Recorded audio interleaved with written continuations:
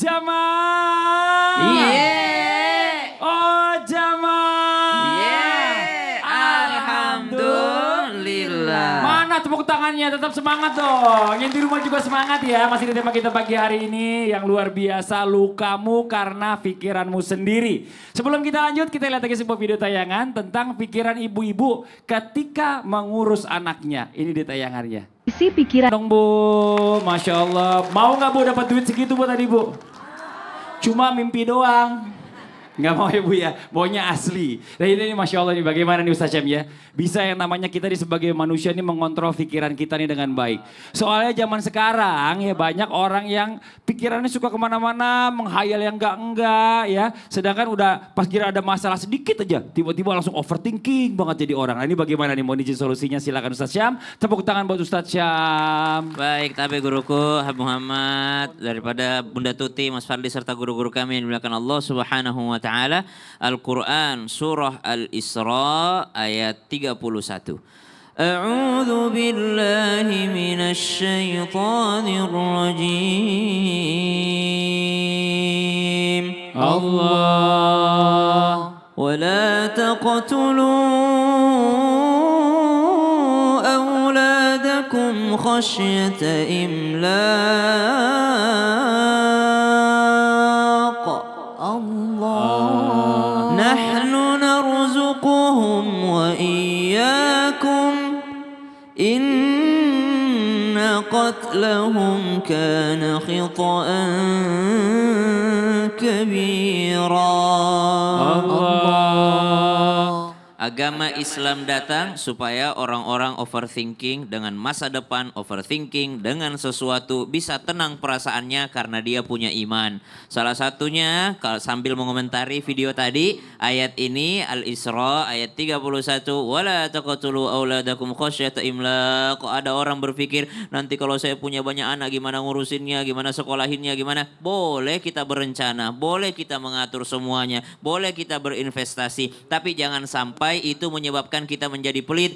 Jangan sampai itu menyebabkan ada orang yang membunuh anaknya sendiri. Kenapa? Karena takut kemiskinan. Kata Allah, nahnu narzuquhum wa iyyakum. Kamilah yang memberikan rezeki kepada mereka, anak-anak kalian. Ngapain kalian overthinking dengan hal-hal seperti itu? Wa iyyakum, sebagaimana kami telah memberikan rezeki kepada kalian. Bagaimana bisa kita mengendalikan pikiran ini supaya baik-baik saja? Soalnya zaman sekarang banyak yang pikirannya kemana-mana, apalagi anak muda. Apa yang membuat anak muda banyak pikirannya kemana-mana Bu? Apa kira-kira? Satu yang paling utama di zaman sekarang ini, sudah ada standar sosmed. Oh, jadi kalau emaknya tidak seperti emaknya yang dia follow di sosmed, dia sudah merasa emakku bukan emak yang terbaik.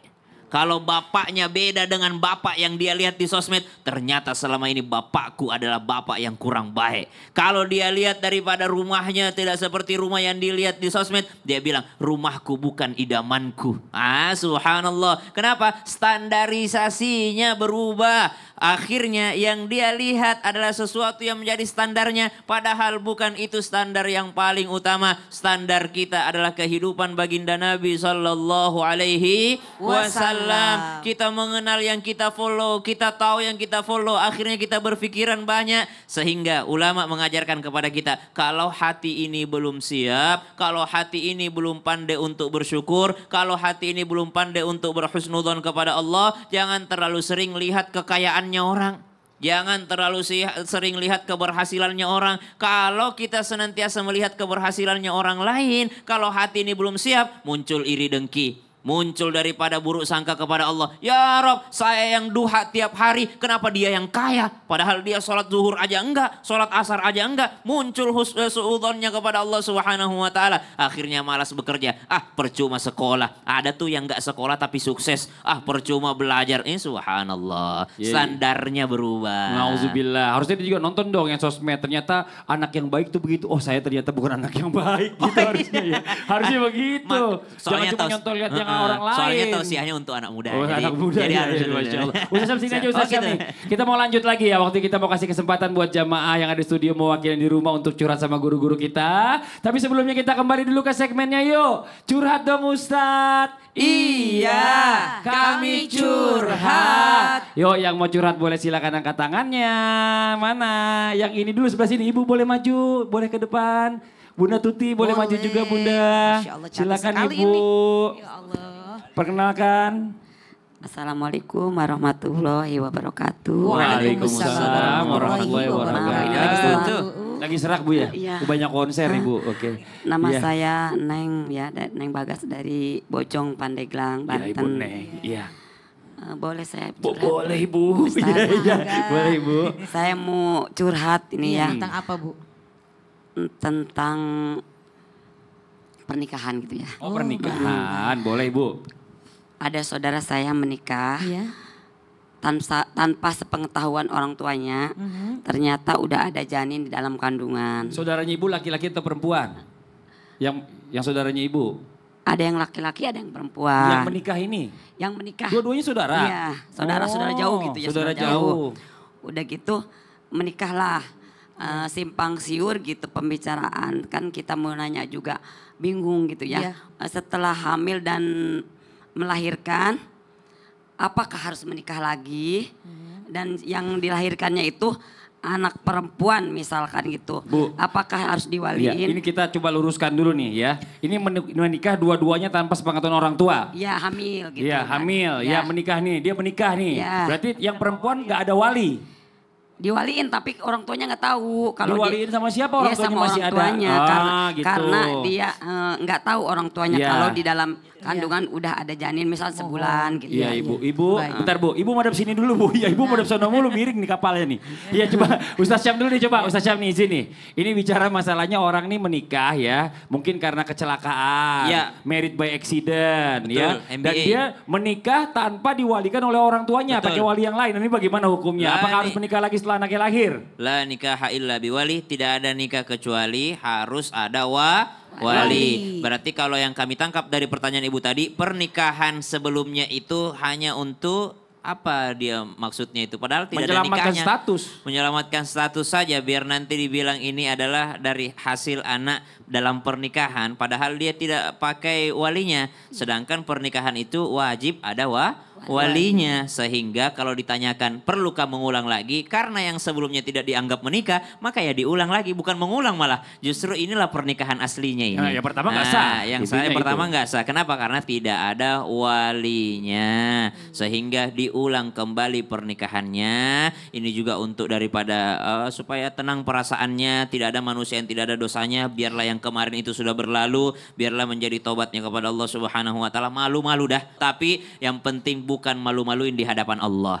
Betapa banyak kita dengar orang pendosa besar tapi ternyata dia berusaha memperbaikinya, bertaubat kembali kepada Allah Subhanahu wa taala. Salah satu caranya dengan mempertanyakan bagaimana status pernikahan saya, bagaimana status anak saya, bagaimana status ini, itu adalah sudah jalan taubat menuju Allah Subhanahu wa taala. Jadi bukan kita mengucilkan dasar ini segala, bukan kita mempermalukannya, tapi justru kita bangga karena dia ada jalan ataupun ada dia usaha untuk memperbaiki kembali daripada hubungannya yaitu pernikahannya. Wallahu Ini taala. Masya Allah. alam. Oke Jadi makasih banyak gitu, Ustaz Bu. Syam ya. Nah. Jadi gimana Bu nih? Sebenarnya walinya ada atau orang siapa? Ada koordinasi gak sama orang Mewakilkan tuanya? nggak mewakilkan Tapi misalnya? ada walinya Pak Ustadz. Oh, walinya itu walinya. siapa walinya? Bapak kandungnya. Oh, kalau bapaknya. ada. Cuma Pernikahannya masalahnya nggak nggak tahu Kalau udah ada janin dalam kalau kandungan. anaknya udah hamil. Iya. Berapa Baik. bulan hamilnya? 2 bulan. 2 bulan. Nah ini beda lagi ceritanya nih kalau kayak gini Bu Tuti ya. Betul. Jadi begini Ibu ya. Kalau misalkan orang tuanya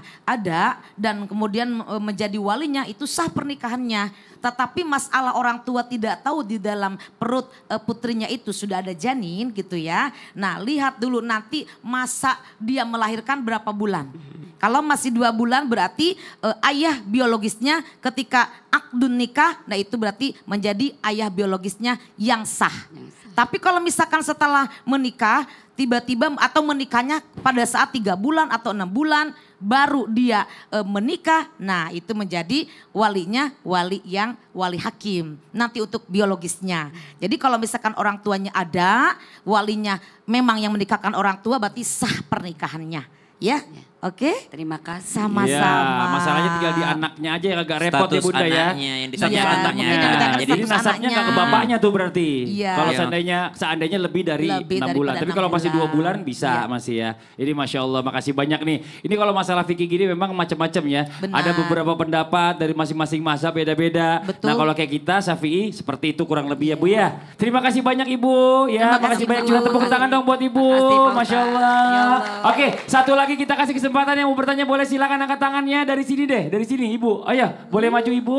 Silakan, Punten Ibu. Ibu. Silakan Ibu ke tengah. Iya, Habib Muhammad boleh maju Bib. Silakan Ibu, namanya siapa? Assalamualaikum warahmatullahi wabarakatuh. Waalaikumsalam warahmatullahi wabarakatuh. Kenalkan nama saya Neng Amoy. Ibu Neng Tapi Amoy. dipanggilnya Amoy doang iya. Oke. Saya mau curhat Pak Dia Ustaz. mau curhat apa tuh? Bu Neng Amoy? Tentang diri saya. Oh, Boleh, Ibu boleh, sendiri boleh. Gimana? Bentar ya. Gini. Ambil napas dulu, boleh. Gimana? Ya. Gini. Suami saya kan meninggal sudah 1 tahun ya sama Iya, oke. hari Minggu besok. Tapi saya tuh tidak dari pertama dia meninggal sampai sekarang saya belum pernah saya menangis atau saya bersedih. Yang bikin saya menangis cuma anak saya yang masih kecil. Gimana hukumnya Iya. gitu. Ibu, saya mau tanya dulu sebelumnya. Alasannya Ibu nggak menangis suami Ibu meninggal kenapa? Karena mungkin saya sakit hati. Sakit hati sama suami? Iya. Kenapa sakit hati apa? Tapi sama saya suami? udah maafin suami saya. Masya Allah. Ada ya. pernah luka sama suami? Ya KDRT. Oh KDRT. Baik. Itu yang bikin Ibu nggak menangisi Iya pada saya saat- nggak bisa walaupun saya udah orang-orang gimana gitu. Orang-orang suka nanya, Ibu menangis, Ibu sedih. Iya cuma saya gitu. Tapi saya nggak ada di dalam hati saya sedih. Nggak ada di dalam hati saya kesedihan. Apa kehilangan nggak ada. Oh gitu. Iya. Bunda Apa Tuti. hukumnya gitu? Hukumnya Bagi saya bagaimana nih, Bunda? apa saya berdosa gitu. Iya. Bismillahirrahmanirrahim. Ibu sabar ya. Kita semua diciptakan oleh Allah akan kembali kepada Allah. Dan semua ujian itu Allah berikan kepada kita. Allah melihat bahwa kita itu sanggup mampu diberikan ujian itu. Jikalau suami ibu wafat dan ibu tidak menangis sama sekali itu hak ibu. Iya. Tidak mungkin ada penyebab, tidak ada penyebab kalau ibu melakukan itu ya misalkan orang-orang pada menangisi suami ibu. Keluarganya juga menangisi. Hanya ibu sendiri yang tidak menangisi. Karena yang tahu hati ibu adalah ibu dan Allah Subhanahu wa taala. Apapun yang diperbuat oleh almarhum, ibu maafkan. Saya Sudah maafin. memaafkan Iya, tapi ibu cuma tidak saya bisa tidak menangis. bisa menangis. Gak apa-apa. Mungkin hari ini ibu masih sakit hati. Tapi insya Allah Bunda doakan Allah berikan hidayah kepada ibu. Kalau kita memaafkan jangan diingat-ingat keburukannya. Pasti selama dengan ibu ada kebaikan-kebaikannya. Iya. Ya, jadi menangis itu adalah bukan kewajiban juga kan? Iya. Itu kan fitrah manusia. Sedih karena kita bersedih. Tidak menangis karena tidak bersedih. Yaitu silahkan ibu yang merasakan. Tetapi ibu jangan berlarut-larut. Karena suami ibu juga pasti ada kebaikannya kepada ibu. Ada kesolehannya kepada ibu. Ya kalau ibu memaafkan pernah melakukan KDRT misalkan. Ya sekarang kan sudah wafat. Jadi tidak bisa ibu untuk terus menerus untuk mengingat keburukannya ya. Iya. Masya Allah Saya udah sabar. maafin, saya sering kirim doa. Masya Cuma ya Allah. gitu saya Nggak bisa nggak menangis. bisa menangis Iya. gitu. Paling Iya. saya menangis saya itu paling ngelihat anak saya yang masih kecil gitu. Iya, Baru saya nggak bisa apa-apa menangis. karena itu kan ibu yang merasakan ya. Iya. Nah, kalaupun kita jadi ibu kan pasti juga ibu ya kita juga pasti begitu ya Bu ya. Masya Allah. Masya Allah. Habib ada yang mau ditambahkan Bib? Intinya rahmat Allah itu ibu, ya rahmat Allah itu banyak macamnya untuk menyelamatkan kita. Di antaranya kan kita nggak tahu, tiba-tiba misalnya suami meninggal. Mungkin cara jangan salah mengerti bos, bukan kita mensyukuri orang meninggal, bukan. Artinya cara Allah itu untuk menyelamatkan hambanya. Banyak cara, di antaranya sudah mungkin ini diambil untuk menenangkan ibu. Nah di sini juga ibu bersyukur. Air mata itu bukan suatu bukti orang itu sedih atau tidak sedih. Ada orang yang menangis gembira. Misal contoh anaknya lulus ujian, dia menangis bukan menangis sedih tapi menangis bahagia. Jadi hal apapun ibu sebenarnya ibu nggak usah pikirkan. Yang penting tadi masya Allah Ibu sudah memaafkan, kemudian ibu mendoakan. Artinya beruntung banget itu suami di kuburannya. Walaupun dia pernah menyakitin ibu, tapi ibu tetap mendoakan. Dan insya Allah kesalahan-kesalahan dia yang pernah dia lakukan kepada ibu diampunkan oleh Allah Subhanahu wa taala. Jadi buat ibu tenang saja, tetap tidak putus mendoakan, dan anak itu didik, anak yang masih kecil didik sehingga insya Allah menjadi anak yang baik. Yang soleh-soleha, mendoakan juga orang tuanya.